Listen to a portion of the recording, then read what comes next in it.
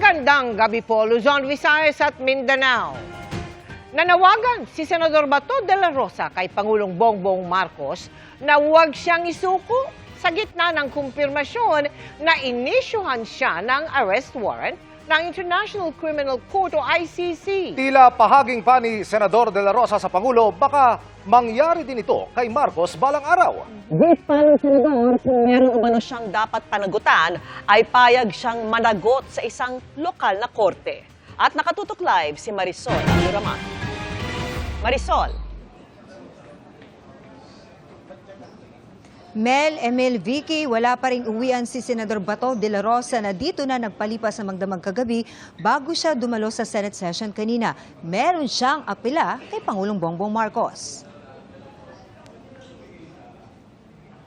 Matapos mabigong arestuhin ng NBI kahapon dahil sa arrest warrant ng International Criminal Court. Sir, how are you po? Okay ako. Okay lang. Nakatulog na kahit papaano. Sa Senado, nagpalipas sa magdamag si Senador Ronald Bato de la Rosa. Sa tanggapan daw ni Senador Jingo Estrada siya nanatili kagabi. Sa gitna ng proteksyong binigay sa kanya, wala raw siyang balak umalis ngayon sa Senado. Pero may apela si Bato kay Pangulong Bongbong Marcos. Huwag niya ako ipadala sa dahil. Yun lang naman. Kahit sa court dito sa Pilipinas, pareho tayong Pilipino, Mr. President. Pareho tayong Pilipino, kung pwede lang. Kung meron akong pananagutan ko dito sa ating local court. Huwag doon sa Banyaga. Pero tila may pahaging si De La Rosa kay Marcos. Isipin din daw ng Pangulo na baka mangyari sa kanya ito balang araw. Nag-iisip-isip rin siya na baka darating rin ang araw na ikaw rin, sir, ay malagay sa sitwasyon ko. Malagay sa sitwasyon ni Pangulong Duterte. So yun lang, apila ko sa iyo, sir. Please, may naiwan ka pang pagmamahal sa ating bansa. Yun lang po ang ang gawin ninyo. Protektahan nyo. Hindi lang ako, kundi bawat Pilipino na nasasadlak sa ganitong sitwasyon. Ang paglitaw ni De La Rosa sa Senado kahapon ang pagtatapos ng 6 na buwan niyang pagtatago matapos umugong noon na may warrant of arrest na laban sa kanya. Matapos siyang matakasan ang mga umahabol ni NBI agents kahapon, nagpupuyo sa galit si De La Rosa na makapasok sa session hall ng Senado. This is the Senate! Wala silang respeto sa institusyon ng Senado. Bakit gano'n ang NBI? I am a senator of this republic. Kung hindi ko papasok, ginahanap niyo ako. Di ba? Ngayon papasok ako, tatanungin niyo ako bakit ako pumapasok. This is the worst government. Sa isang punto, nilapatan pa ng lunas ang sugat sa daliri ni De La Rosa matapos siyang madapa sa pagtakbo papasok ng session hall. Emosyonal din siyang nilapitan ng kanyang staff at kinumusta ng ilang kaalyadong senador. Sa Facebook Live ni Senador Robin Padilla kagabi, magkakasama sila ni De La Rosa at Senators Amy Marcos, Joel Villanueva at Bongo. Dito, sinabi niya ang pakay daw ng tangkang pag-aresto sa kanya ay para mapigilan ang pagpapalit ng liderato ng Senado. Pinipigilan lang akong pumasok sa Senado dahil ayaw nila na maagaw namin ang liderato ng Senado. Pero hindi sila naging successful sa pagharang sa akin dahil nakapasok ako talaga. Naharang nila ako para hindi aabot ng 13 yung boto namin, wala kami majority, para tuloy pa rin yung state of affairs ng ating bansa. Isa si De La Rosa sa mga tinukoy na co-perpetrators sa kasong Crimes Against Humanity ni Pangulong Rodrigo Duterte dahil sa madugong drug war. Pero itinanggi ni De La Rosa ang mga ibinibintang sa kanyang pagpatay nung hepe siya ng pulis sa Davao at nang maging chief PNP. Kasi alam nila wala akong tinatay na tao at wala akong inutusan na patayin ninyo yan. The lowest point of my life. Ikaw ba naman? Nagtrabaho ka na gusto? I have said, yung aking servisyo talaga. Yung ideals ng PMA, courage, integrity, and loyalty, isinisabuhay ko yan. Lahat ginawa ko. Tapos, ngayon, ganito mangyari sa akin? Senator Bato, you think this is all about politics? Yeah. Kasi kung hindi ito politics, bakit hindi ako kasuhan dito sa local courts? Huh? They want us to banish from the Philippine soil. Ilang ulit sinabi ni Bato, hindi tayo sakop ng ICC at gumagana ang justice system sa bansa. Sabi niya at ng abogado niya na sa order ng Korte Suprema sila susunod. Sakaling may mailabas na local warrant of arrest, sasama na ba siya?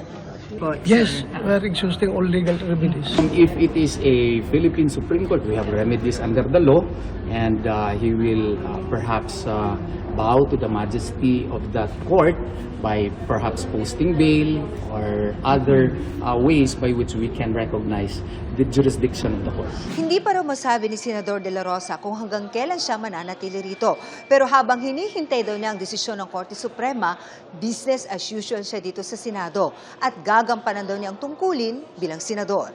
Pero nagpahayag ng sama ng loob si De La Rosa kay dating Senate President Tito Soto. I feel betrayed. Nirespeto ko siya. Kahit na magkaibang kampo kami, pero ang respeto ko sa kanya, andyan pa rin. Sinusubukan naming makuha ang panig ni Soto.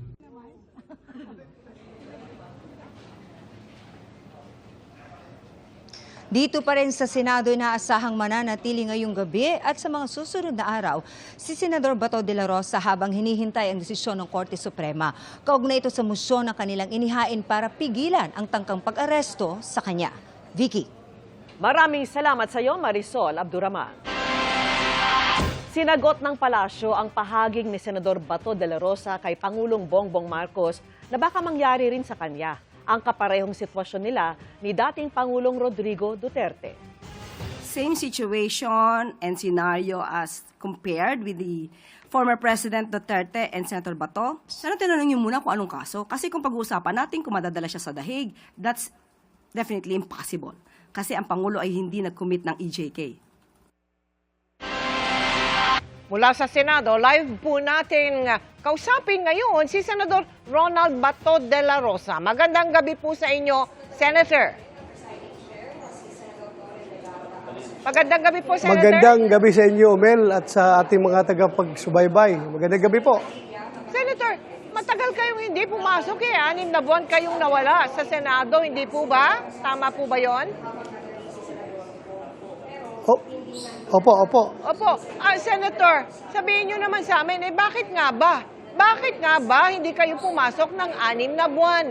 At bigla na lang kayong sumulpot kahapon dyan sa Senado? Sir. Well, unang-una, meron tayong natanggap na informasyon galing sa palasyo na andyan na daw yung warrant of arrest ko sa ICC. From ICC. Kaya, alam mo na, my liberty is under threat. So I have to do something with that situation. Bakit po naman kahapon bigla na lang kayong sumugod dyan sa Senado? What changed your mind, Senator? Marami kasing mangyayari na kailangang nandyan ako sa Senado, no? Lalo-lalo na sa araw na yon. Kasama na dyan, no? Maraming factors yan, kasama na dyan. Unang-una, yung pag-change ng leadership ng Senado. Pangalawa, yung impending convening ng Senado as an impeachment court. Kung once the articles of impeachment are transmitted to the Senate. At pangatlo, hiyang-hiya na ako, Mel, dyan sa mga kababayan natin na kinikriticize ako na tumatanggap daw ng sweldo kahit na hindi nagtatrabaho, hindi nagpapakita. So sabi ko, magtatrabaho na ako ngayon dahil hindi man talaga ako walang hiya na tao na tatanggap lang ng pera na walang kaukulang effort, no? Hindi po yan ugali ko, pero I was forced to the situation na ganoon talaga, under threat yung aking liberty. So, yun. Pero to tell you the truth, yung sweldo ko, tinatanggap ng kinukuha ng aking secretary, nilalagay sa aking opisina, nakasilyado pa yun, naka-envelope pa yun hanggang ngayon. Yung iba hindi pa na-open kasi hindi ba nakakarating sa akin dahil nagtatago man tayo. So, hindi nakarating sa akin. So, yung iba doon ginagamit ng aking opisina para sa mga relief operations, lahat ng mga ginagawa ng opisina, ginagastos yung sweldo ko. Pero itong mga latest, mga last 2 months ata na sweldo ko, hindi na kiniklaim ng aking secretary dahil nahiya na kami. Hiyang-hiya na. Senator, ang plano nyo mananatili kayo dyan. Ano po, sa Senado, correct? Mananatili muna kayo dyan sa Senate. Hanggang kailan po Yes, ba ang ma'am, plano oo. nyo? Hanggang kailan? Oo, Pwede ba yun na habang buhay na lang kayo mananatili dyan? Senator. Well, talaga, hindi ko talaga alam kung what comes next after this. Basta ang akin lang hinihintay ay yung Supreme Court decision sa aming pinafile ng mga petitions. May petition na po sa Supreme Court asking for, ano po ang petition, ang laman Yes. ng petition, sir? Ano ba yun? Injunction? O basta TRO. TRO. TRO. TRO. Basta 3 o 4 na petition na tao. 4 na petition yung pinahil nila. Hindi ko na masyado nakuha yung mga title noon. Senator. Basta isa dyan yung TRO. Yes. Senator, meron pong mga iba na nagsasabing mali yung ginawa Yes. ng Senado na kinupkup kayo dyan. Hindi daw po tama. Ay, anong gagawin nun ninyo kung sakaling sabihin na hindi kayo pwede dyan? Sir. Well, they are entitled to their own opinion. Kung anong gusto lang sabihin na laban sa Senado, Yes. basta yung Senado lang naman, ginagampanan na yung papel niya ng pag-maintain ng institusyon as independent at to a certain limit, pwedeng proteksyonan yung kanyang membro. So, yun lang ginagawa ng Senado. There's nothing irregular about that. Dahil nangyari na yan. May mga previous cases na nangyari. De Lima, Trillanes, sino pa bang ibang mga senador na ganong sitwasyon. Yun nga lang, hindi lang local courts lang yung kanila. Akin sa ICC, iba yung akin. Kung nangyari na yan, noon pa. Nabanggit nga ninyo yun, na sa korte lang sa Pilipinas kayo haharap. Paano kung sabihin ng korte sa Pilipinas na lehitimo ang arrest warrant ng ICC para sa inyo? Kayo ba magtatago rin? O magtatago pa? Or pwede bang mangyari na talagang pupunta na kayo, sasama na kayo? Paano? Parang napakagulo. Ano po? Ano bang pinag-iisip nyo? What goes inside your mind? Sige lang. You know, the options, the alternatives. Sa Ano kaya? ngayon, Mel, no? Yes. Sa ngayon, Mel, wala akong dinidevise na plan, options, alternatives. I leave it all to God. Bahala na si Lord. Sa Kanya, siya na bahala sa buhay ko. I leave it up to Him. Pero Siya na meron, bahala. But then again, I'm constantly praying for God's deliverance. Yes. Na sana huwag niya akong pabayaan.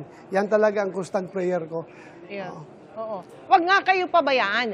Pero kung talagang kailangan na, kayo ba ay pwede rin na sumama na walang gulo, walang problema, sasama na kayo? Pag nakitang lehitimo yung warrant of arrest. Senator, pwede ba yon mangyari? Mahirap sagutin yung mahirap ba tanong mo, sagutin? Mel. Baka mamaya, in the end, sabihin mo sinungaling ako. Hindi ko nagawa yung sinabi ko ngayon. Hindi ko nagawa sa in the later date. Sige. Kaya hintayin na lang natin kung ano mangyari. I will accept that, Hintayin na lang Senator. natin. May mensahe po kayo kanina kay Pangulong Marcos na mag-isip-isip siya at baka mangyari din sa kanya. Yang nangyari sa inyo ngayon, ano ba ang pakahulugan ninyo dyan? Para ba kayong nananakot o may banta or what's that supposed to mean, Senator? Hindi po, Mel. Hindi po. Ang akin lang doon, nag-apil ako sa Pangulong Bongbong Marcos na sana gampanan niya yung kanyang papel bilang chief executive ng ating bansa.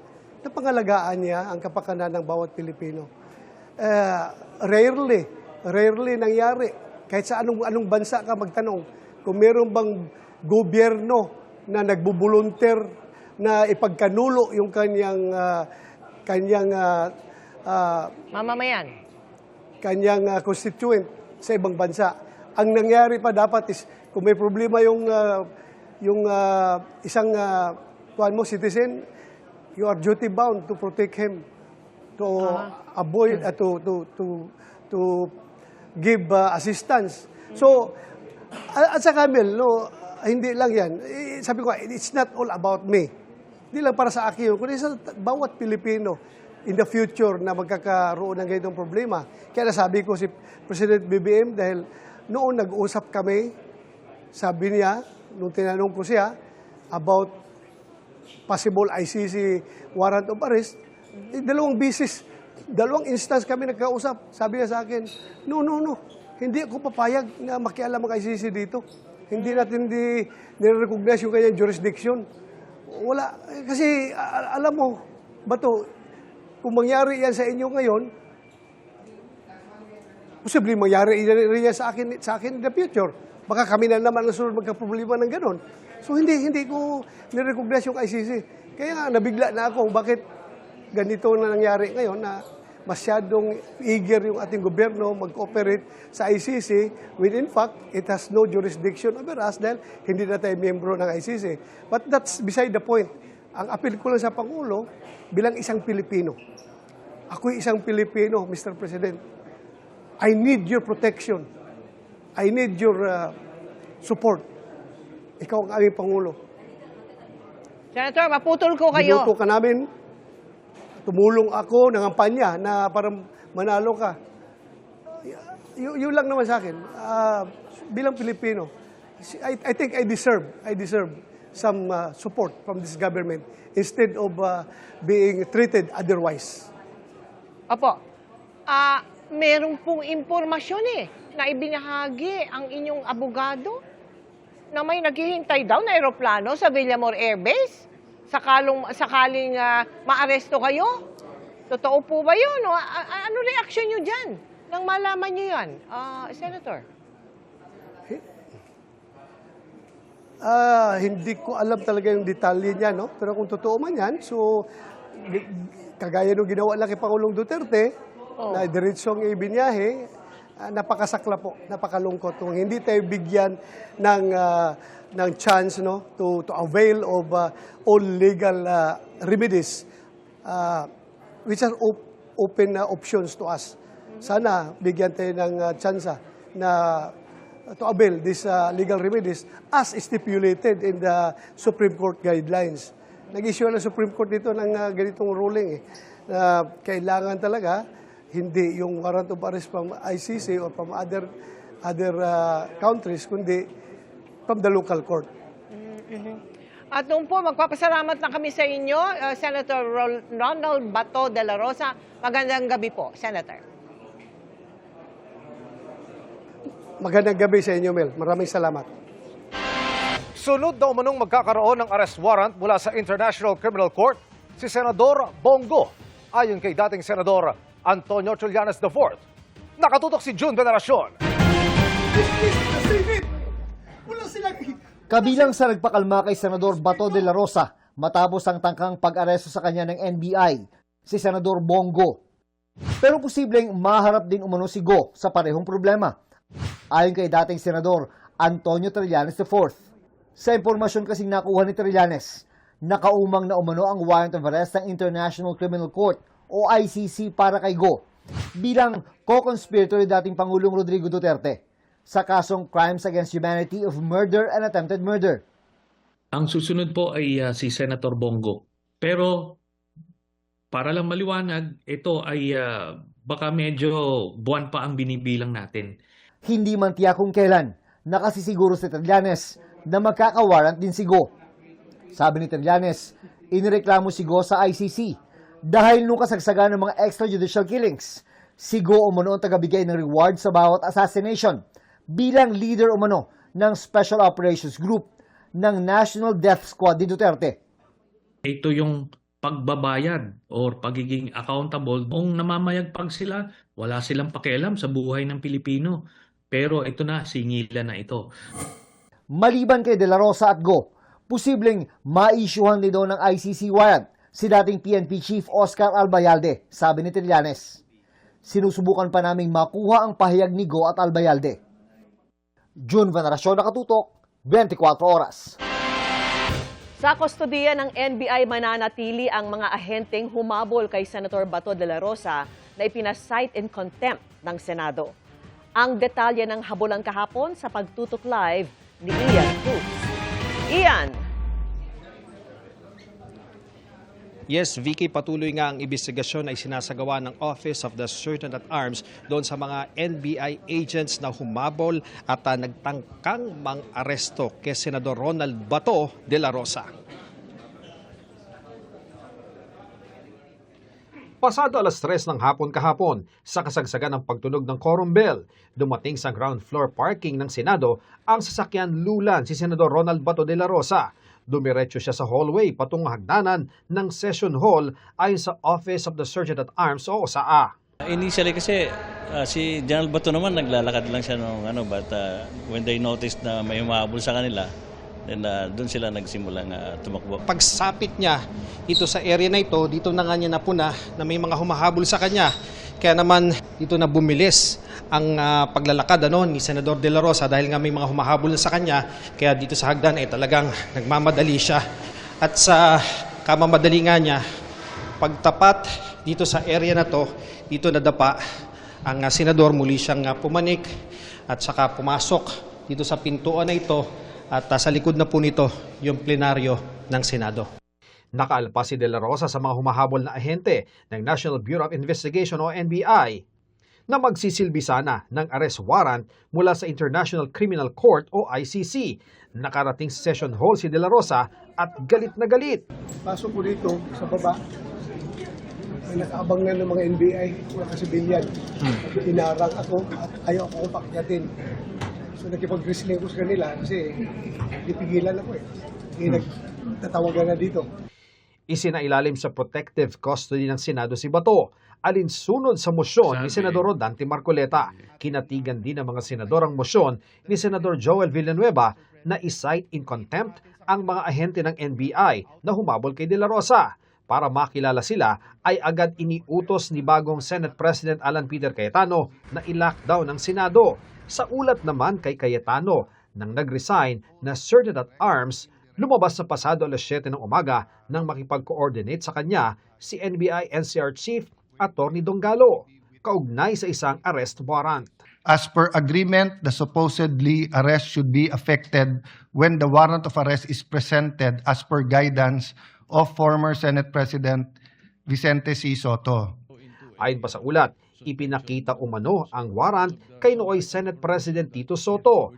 Pero sabi ni Soto, hindi naman niya alam na magpapakita si De La Rosa sa Senado. Little did I know that, Senator De La Rosa, after 7 months of not being here, will suddenly come. If I had known that he was coming, if you informed me that he was coming, I would have had a different perspective. When I said, coordinate with this OSAA, they know the rules. Yung pa ang binanggit ko. It was the NBI director who said, pinayagan kami ni Senator Soto. Hindi Kung ganun pinayagan ang man kayo, they're my witnesses, I'm just Senate President.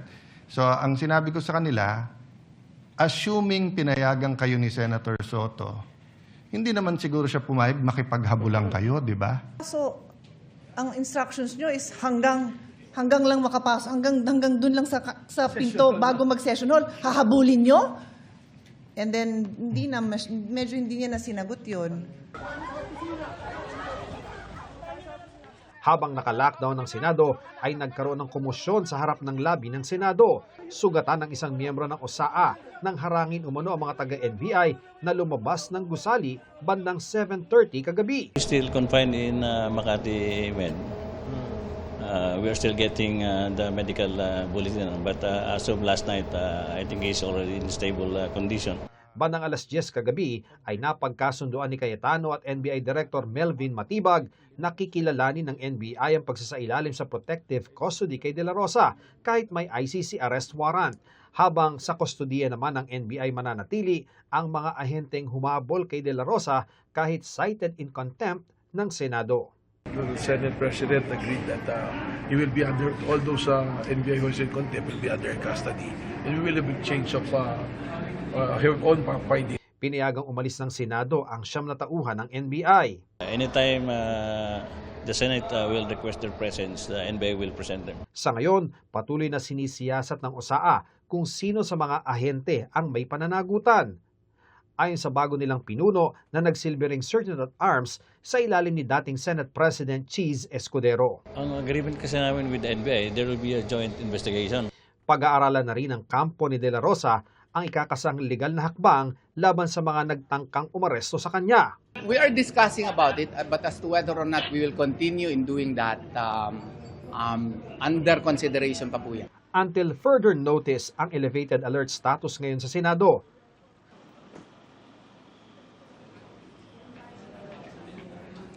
Vicky, sinabi naman ni Senador Ping Lacson na kung wala naman sa isang committee hearing ay dapat ay indirect contempt lamang at hindi direct contempt ang pwedeng isampa doon nga sa mga ahente ng NBI. Dapat din daw silang pagpaliwanagin, pero nabanggit din ni Lacson na procedurally faulty ang nangyari kahapon. Sinabi naman ni Senador Joel Villanueva na patungkol doon sa nangyari sa isang miyembro ng OSAA, kung wala daw magsasampa ng kaso doon sa mga NBI agents, nakahanda raw siyang gawin ito. Yan ang latest mula rito sa Senado. Balik sa iyo, Vicky. Maraming salamat sa iyo, Ian Cruz. At dahil sa palitan ng liderato sa Senado, hindi pa naipapadala sa kanila ng Kamara ang articles of impeachment laban kay Vice President Sara Duterte. Nakatutok si Tina Panganiban Perez. The resolution setting forth the articles of impeachment together with all annexes is hereby endorsed to the Senate. Matapos bumoto kahapon ang 257 mula sa kabuang 318 na kongresista para i-impeach si Vice President Sara Duterte, agad inaprubahan ng plenaryo ang mosyon para i-endorso ang articles of impeachment sa Senado. Pero hanggang 4:34 p.m. kanina, hindi pa ito naipadadala sa Senado. Kanina nakausap ko ang ating SecGen at sila ay nag-aantay na lamang kung kanino sila makikipag-coordinate. Kasi may change sa leadership eh. So normally pag may change sa leadership, nagpapalit yan ng mga SecGen, nagpapalit ng Sergeant at Arms. Sa oras na tanggapin ng Senado ang resolusyon nagtatakda ng articles of impeachment, sabi ng ilang kongresista, kailangang mag-convene agad ito bilang impeachment court. Pero apektado kaya ito ng pagbabago sa liderato ng Senado? Hindi natin maiwasan magduda o magsuspect na yun ay may kinalaman sa impeachment.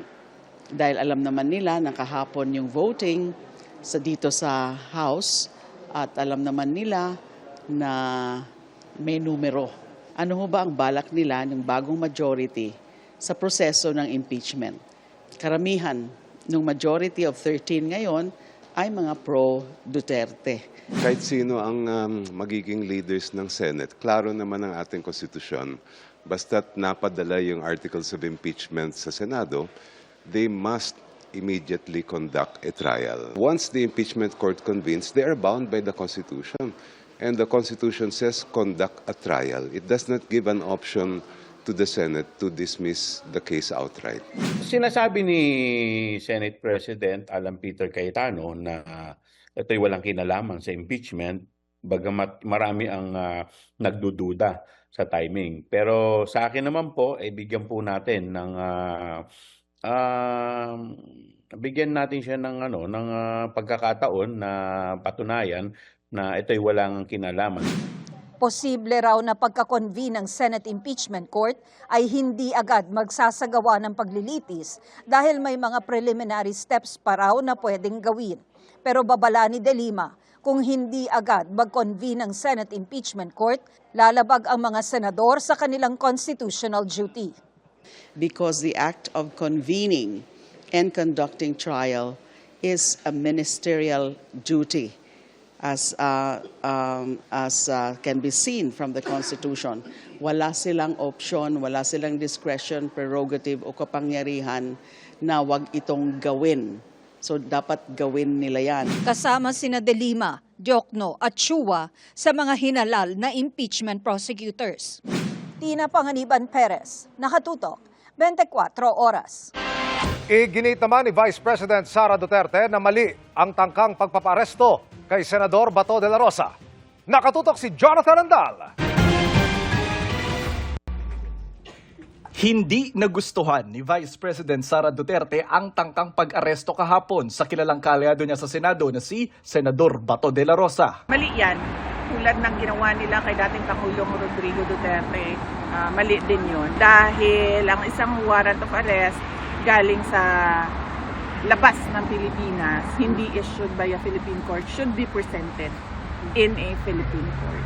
Hindi naman natalakay ang pagkaka-impeach sa kanya ng Kamara sa ikalawang pagkakataon. Sa ngayon, pinaplansya ng kanyang mga abogado ang depensa niya sa impeachment trial. Kumpiyansa ang depensa na kaya nilang banggain ang mga ebidensya ng Kamara para patunayang walang ginawang impeachable offense ang bise. Yung mga ebidensya na yun, unang-una, hindi yun inattach sa mga impeachment complaints. Yung mga ebidensya na yan ay nakuha lang through the compulsory processes ng House Committee on Justice. May mga ebidensya rin umano ang depensa pero tumangging sabihin kung may ilalabas silang testigo. Hindi ko muna sasabihin siguro sa ngayon kasi we want to keep things close to our chest, especially since legal strategy yung pinag-uusapan. At halos isang taon mula nang sabihin ng bise na gusto niya ng bloodbath sa trial. Really, I truly want a trial because I want a bloodbath talaga. Muling nilinaw ng kanyang kampo. Ang ibig sabihin niya sa bloodbath is yung dugo niya mismo, yung tataga, kasi siya yung magiging center nitong impeachment. But siguro ayoko nang gamitin yung word na bloodbath dahil hindi naman sa amin yan. But it's more of ready lang talaga tayo.